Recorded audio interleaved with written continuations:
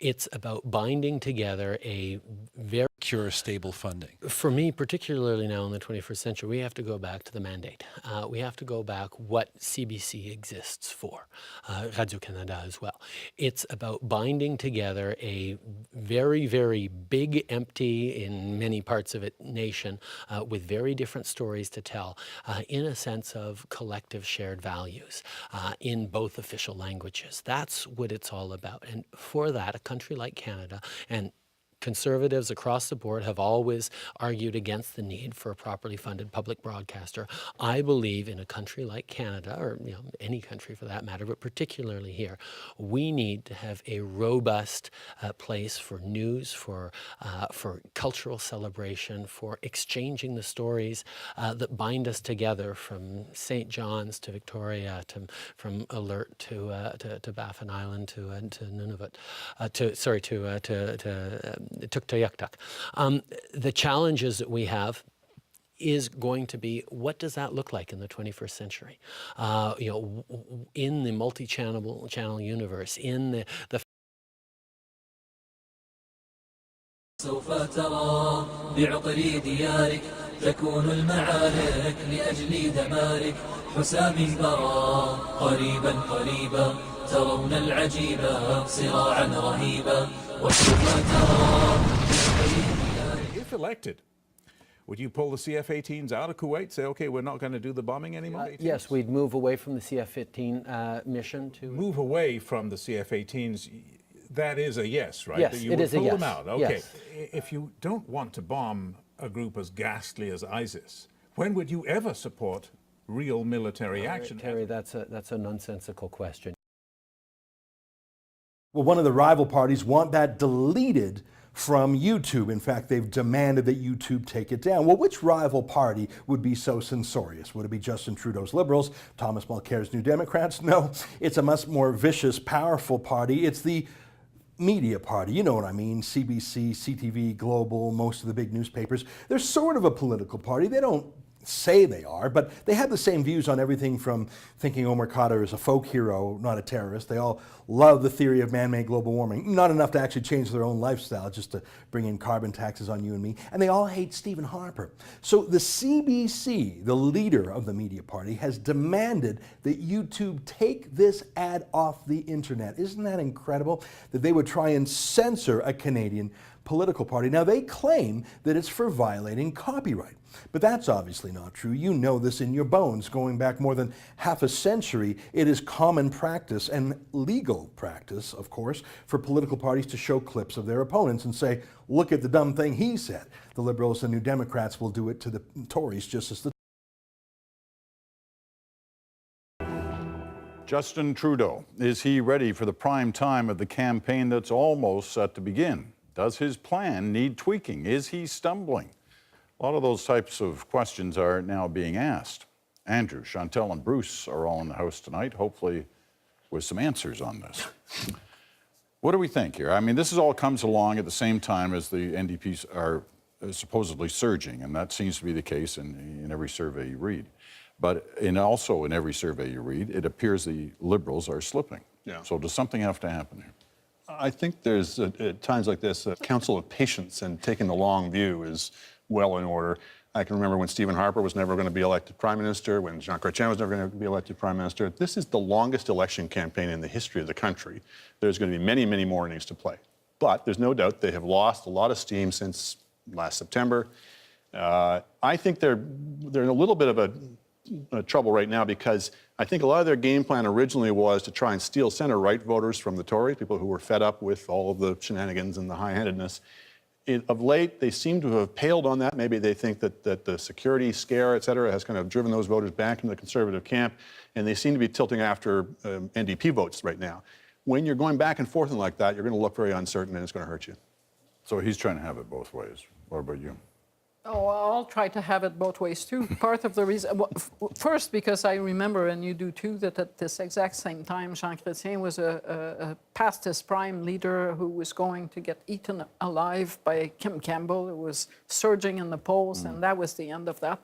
And 6 months later, so I am not ready to say that there is a dead horse amongst the three leaders. But I was never ready to say that Thomas Mulcair, with all of the strengths that he exhibited, was not going to be competitive in the election. So in part, yes, Justin Trudeau may be slipping in the polls because Thomas Mulcair is a strong leader, but that is the nature of the beast. Will it change over time?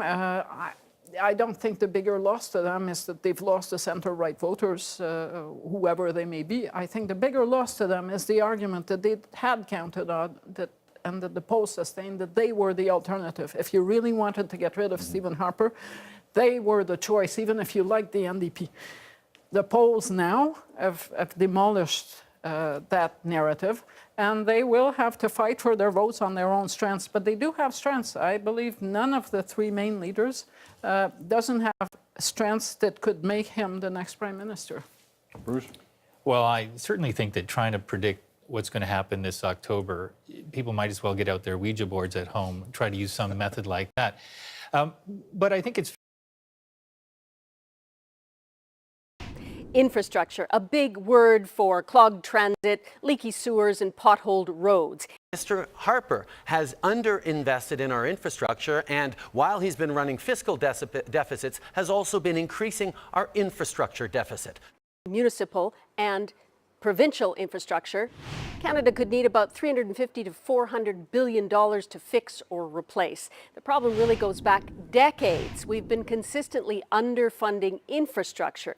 The Conservatives say they've tripled it, but the trajectory is slipping somewhat. The Liberals now say they'll really boost it, $125 billion over the next 10 years compared to the Conservatives' $80 billion. But here's the crutch. The Liberals will go into 3 years of deficits to pay for it. And the New Democrats and Conservatives mock Trudeau for that. But economists we've spoken to say modest deficits for infrastructure could be defendable. It's still a hot debate, Peter. All right, Susan, thanks very much. Well, also the subject of hot debate tonight, Canada's oil. The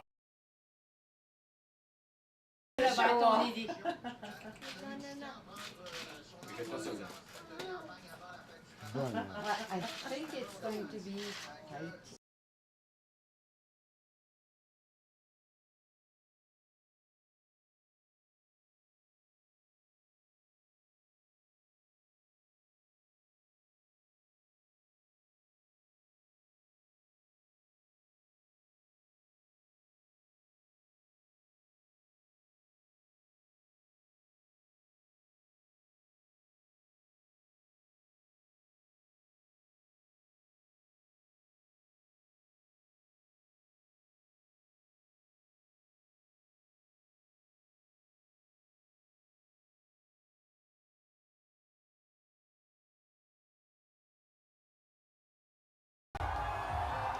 You know, a lot of people say that he was born on third base. In a sense, he was. He's born with the Trudeau last name. He was born with good looks. He was born with connections. The question is how did you use those? You look at this last 78 days. That, I think. at the city's Gay Pride Parade. An unorthodox campaign from the start, launching far from Ottawa. Most of the Liberals' winning decisions are on display right here. The candidate without a jacket, wading into the crowd with a manic energy. Whether political calculation or qualities that come naturally, the approach will serve him well in the 11 weeks to come. Including here, a gift of rolling with whatever moment a campaign can deliver. These are the sort of the wild days of everything, where you get to see what this guy is like without the pretensions of power. Martin Patriquin is Quebec bureau chief for Maclean's magazine and reported on the Liberal team. If you had any other politician, and I would probably even include Obama in this, had a topless woman run up to him and get into a frame and then snap a shot of themselves, I don't think they would have reacted the way that Trudeau did. If you look at that picture, he might have been, he was with a topless woman, but he might have been with a toddler or somebody's grandmother. He was smiling, he was happy, and he just did it. Still needing to connect with people. Still needing candidate, now Prime Minister designate. Still needing to connect with people. If there's a vulnerability for Trudeau, it's perhaps the reality of politics. and the decisions to come that will surely anger some Canadians. He's so hypersocial. He feels so hyper-connected to the people around him. He doesn't want to disappoint anybody. And politics, to a large extent, is about making tough decisions that are always going to make people sad. And in some cases, it's going to make millions of people sad and angry, and in some cases, horrified. And for somebody who loves being loved as much as Trudeau, I think his biggest challenge is making those decisions and seeing the angry looks in voters' faces, because that's inevitable for anyone who's leading a big country.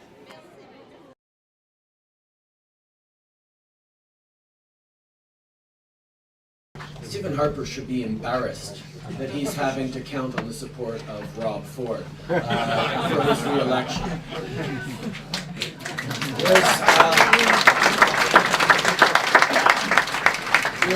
There's a lot of people talking in the news these days about the hypocrisy of the Fords and their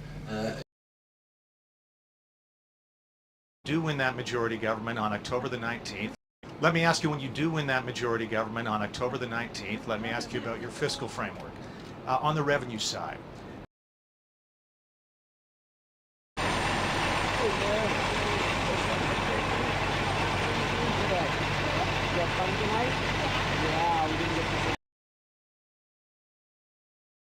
good day for a little warm-up this morning.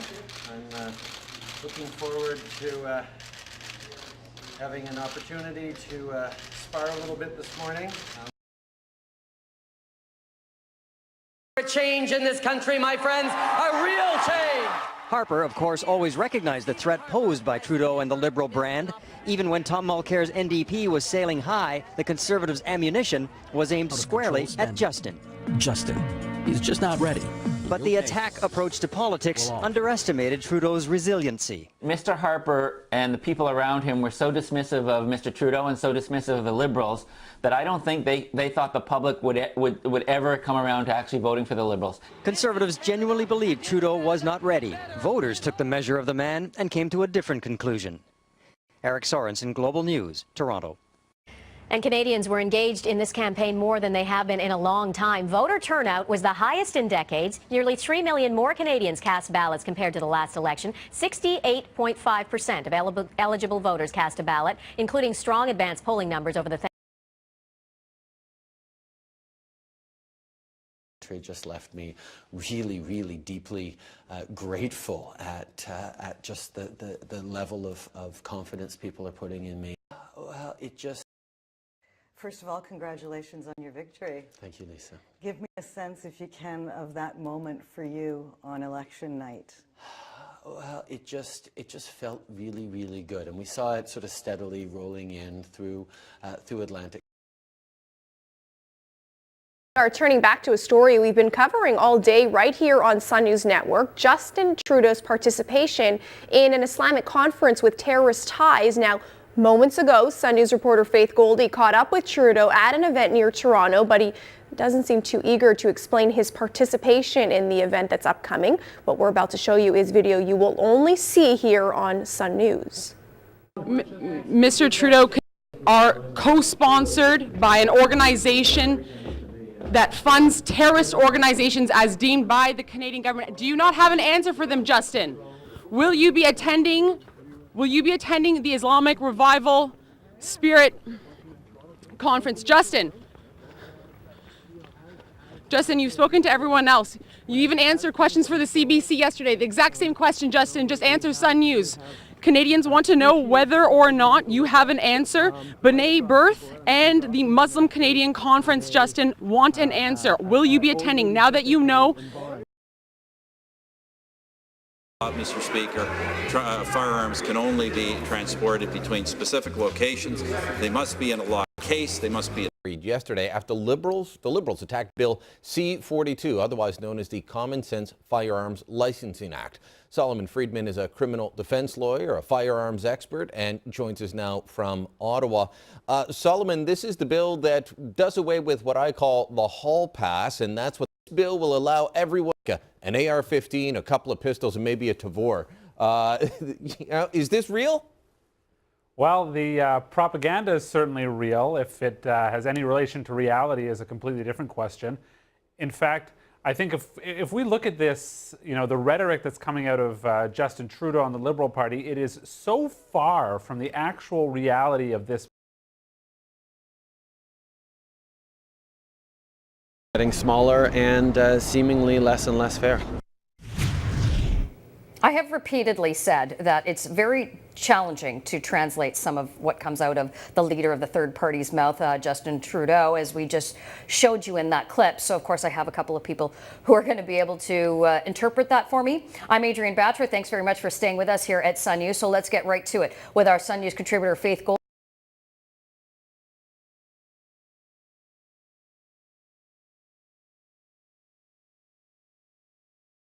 Is there wisdom to talking to the Taliban, sir? Would you answer that, please? Is there wisdom in talking to the Taliban? The U.S. is engaging the Taliban. My people are asking me to ask that to you, sir. Yes, you're Sun News people, I know. Sir, that's my request. There we go. I think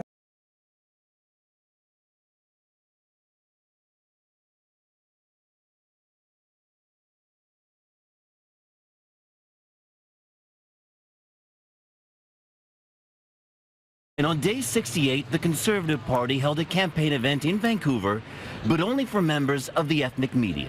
No other news crews were allowed in. It's certainly well within our rights to do interviews with whom we choose. The invitees were ushered to a place behind that blue door, guarded by the RCMP, for a round table. Surely everyone is allowed to come when they're making a decision about an election. Right, not everyone is invited to every interview. Only the select few got to ask questions. The campaign bus then took off to its next. At this event, everyone to improve our immigration is part of every campaign, and controlling the message is part of every campaign strategy. Tom Mulcair didn't take questions on day one. Are you going to have a round table with non-ethnic media? Well, I guess that's something that'll be up to us. We're not doing one today. So we can't tell you what went on behind. With you. Pleasure. Listen, I'd like to welcome Justin Trudeau to the campaign. A day late and a dollar short. It's a bit silly to say that every single other campaign leader was able to get their campaign operational, including Elizabeth May out in BC in the wee hours of the morning to respond to when the writs were issued. I find it unfathomable as a previous campaign strategist to have missed the boat on this one. So why do you think he chose to wait until just a few minutes ago to make his announcement or officially announce his campaign? Well, certainly the argument was that he was in the air and that he had made a commitment to be in British Columbia. Look, political leaders of all stripes have extremely busy schedules. They're all over the place. But part of being ready to become Prime Minister is showing that you can be able to adapt and maneuver to situations on the ground and respond quickly. It's clear that the criticisms of Trudeau of just not being ready are clearly there and evident for all to see, because they weren't ready for this announcement. And it was the worst kept secret in Ottawa that the writ was being issued this weekend for the last 7 days. And every other campaign leader from the Bloc to the NDP to the Green Party managed to get the message just fine. It was just Justin Trudeau and the Liberals that seemed to have missed the memo. Well, speaking of that announcement, you've worked for the Conservatives.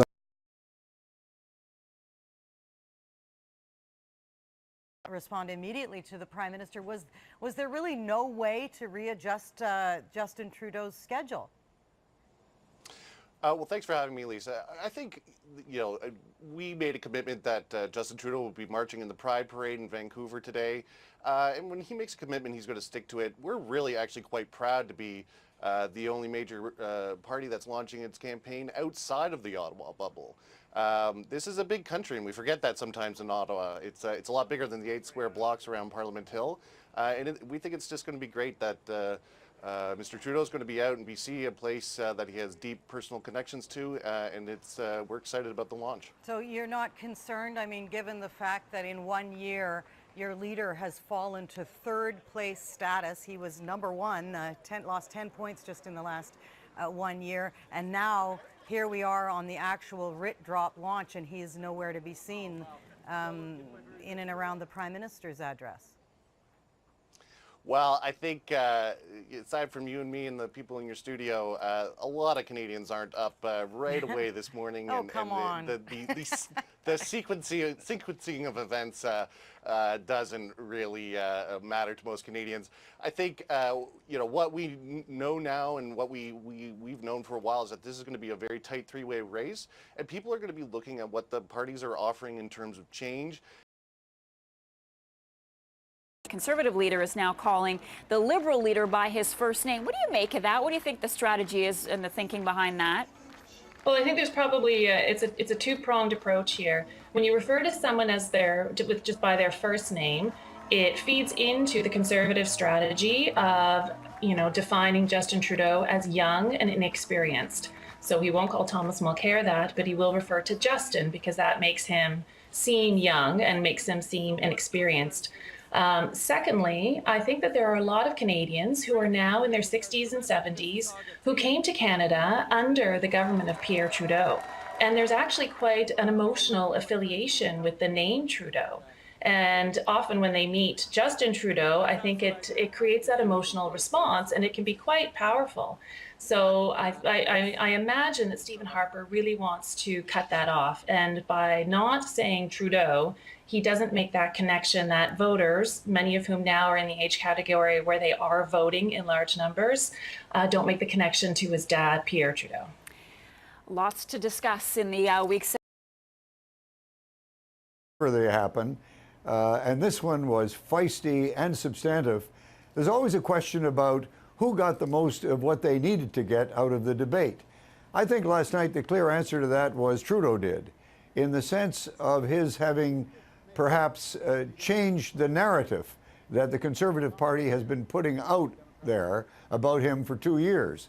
And that is that he is not quite ready for prime time. Well, last night was prime time, and he was ready.